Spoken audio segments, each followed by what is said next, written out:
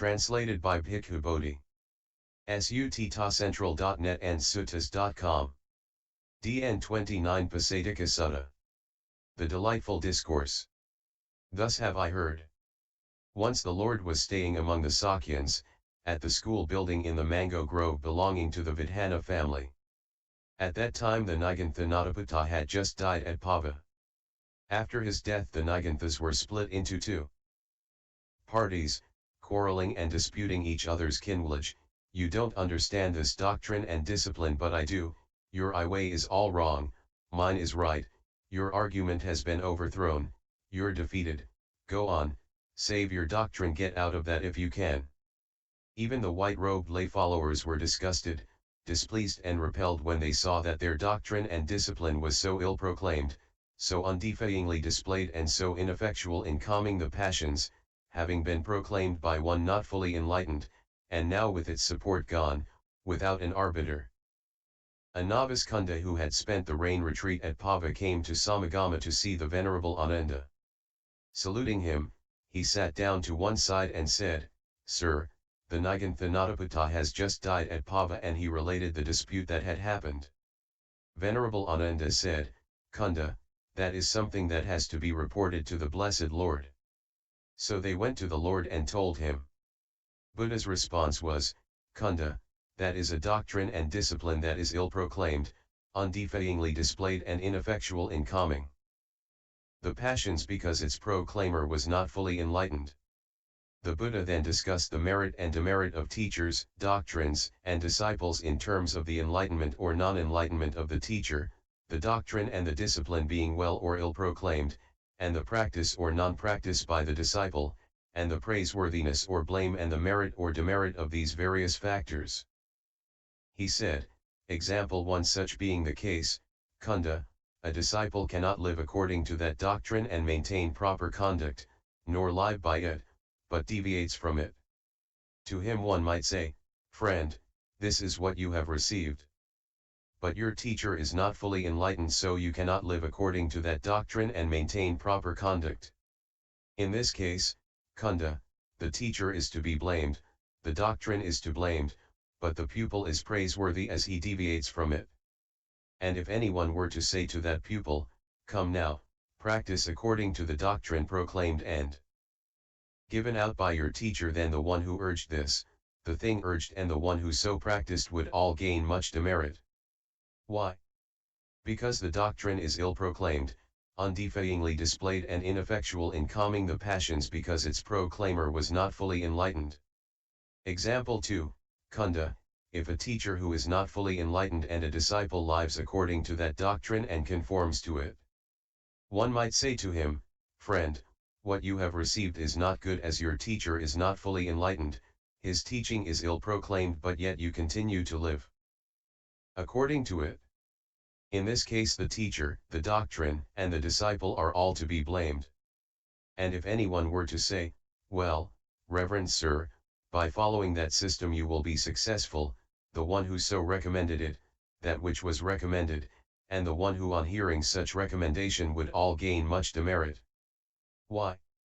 Because the doctrine is ill-proclaimed, undefyingly displayed and ineffectual in calming the passions because its proclaimer was not fully enlightened.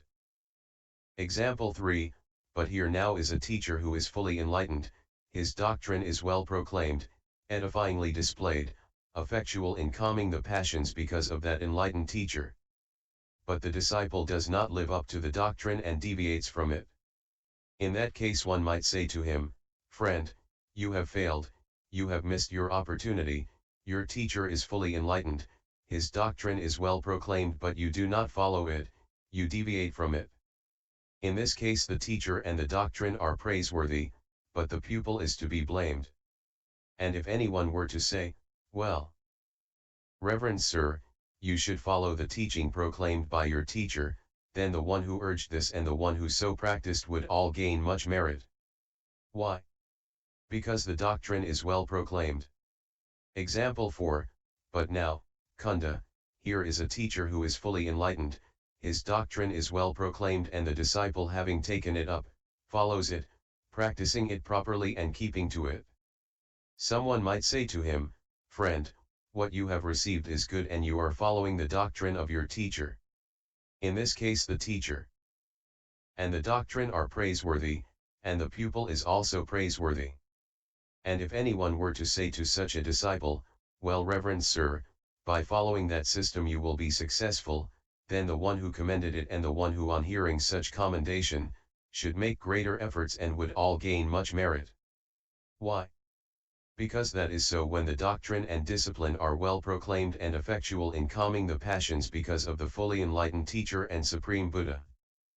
After this, Buddha discussed the sadness or non-sadness arising from the death of the teacher in these various circumstances as a function of the understanding by the disciples of the Dharma and the discipline.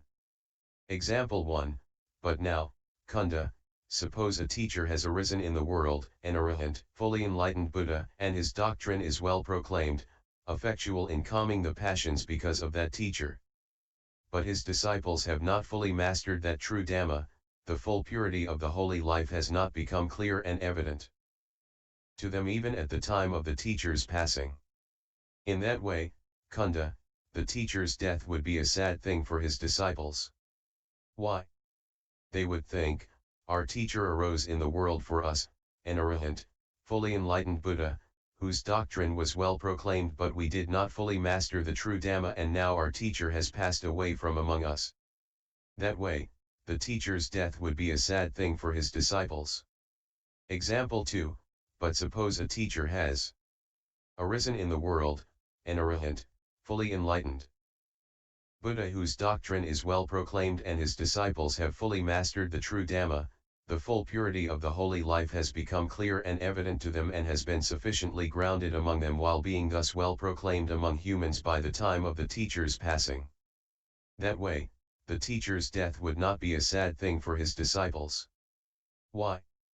They would think, our teacher arose in the world for us and we have fully mastered the true Dhamma while it was thus proclaimed among humans and now our teacher has passed away from among us. That way, the teacher's death would not be a sad thing for his disciples. Finally, he discusses the perfection or imperfection of the practice of the holy life as a function of the seniority of teachers. But, Cunda, if the holy life is so circumstanced and there is no teacher who is senior, of long standing, long ordained, mature and advanced in seniority, then in such a case the holy life, Sangha/monk community, will be imperfect. But if such a teacher exists, then the holy life can be perfected in such a case. If in such a case there is such a senior teacher but if there are no senior disciples among the monks, who are experienced, trained, skilled, who have attained peace from bondage, who are able to proclaim the true Dhamma, able to refute any opposing doctrines that may arise by means of the true Dhamma, ability to give a grounded exposition of Dhamma, then the holy life is not perfected. In such cases, if there are such senior teachers and such senior disciples, but there are no monks of middle standing with these qualities or no junior monks with these qualities, no senior disciples among the nuns, no middle ranking or junior nuns, no white-robed lay followers, male or female, celibate or otherwise, or if the teaching does not prosper and flourish, is not widespread, widely known, proclaimed far and wide, or even if these conditions are fulfilled has not gained the first place in public support, then the holy life is not perfected. If, however, all these conditions are fulfilled, then the holy life is perfected. But, Cunda, I have now arisen in the world as an Arahant, fully enlightened Buddha, the Dhamma is well proclaimed, my disciples are proficient in the true Dhamma, the full purity of the holy life has become clear and evident to them in the logic of its unfolding. But now I am an aged teacher who went forth a long time ago and my life is coming to its close. However, there are senior teachers among the monks, who are experienced, trained, skilled, who have attained peace from bondage, able to proclaim the true Dhamma, able to refute by means of the Dhamma any opposing doctrines that may arise, and they can give a grounded exposition of Dhamma.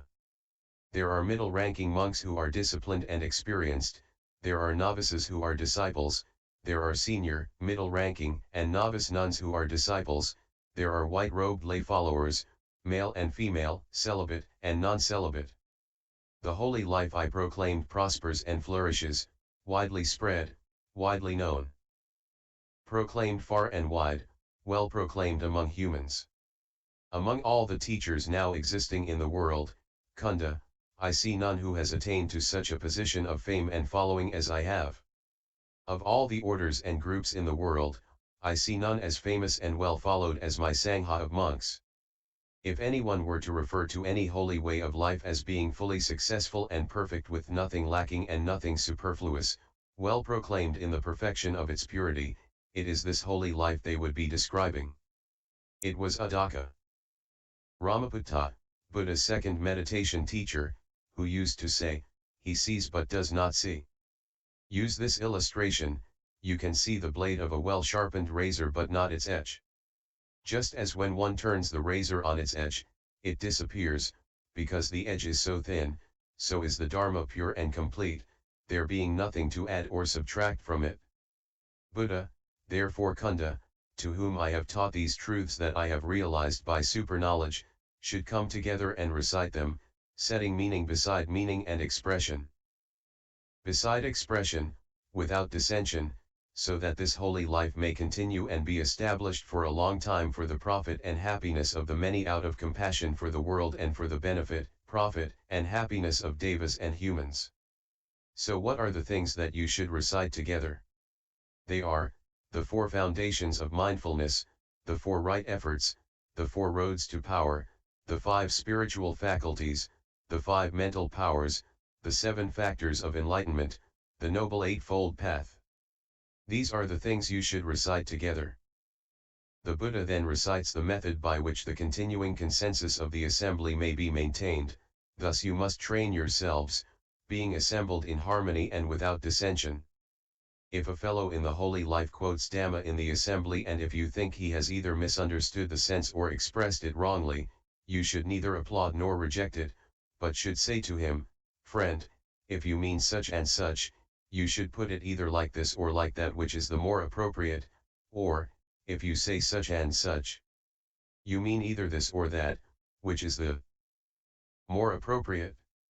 If he replies, this meaning is better expressed like this than like that, or, the sense of this expression is this rather than that, then his words should be neither rejected nor disparaged, but you should explain to him carefully the correct meaning and expression. Buddha, again Cunda, if a fellow in the holy life quotes Dhamma in the assembly, and if you think he has misunderstood the sense though he has expressed it correctly, you should neither applaud nor reject it, but say to him, friend, these words can mean either this or that, which sense is the more appropriate? And if he replies, they mean this, then his words should be neither rejected nor disparaged, but you should explain to him carefully the correct meaning. Similarly, if you think he has got the right meaning but expressed it wrongly, then you should explain to him carefully the correct meaning and expression. But Cunda, if you think he has got the right meaning and expressed it correctly, you should say, good, and you should applaud and congratulate him by saying, we are lucky and most fortunate to find in you, friend, a companion in the holy life who is so well versed in both the meaning and the expression.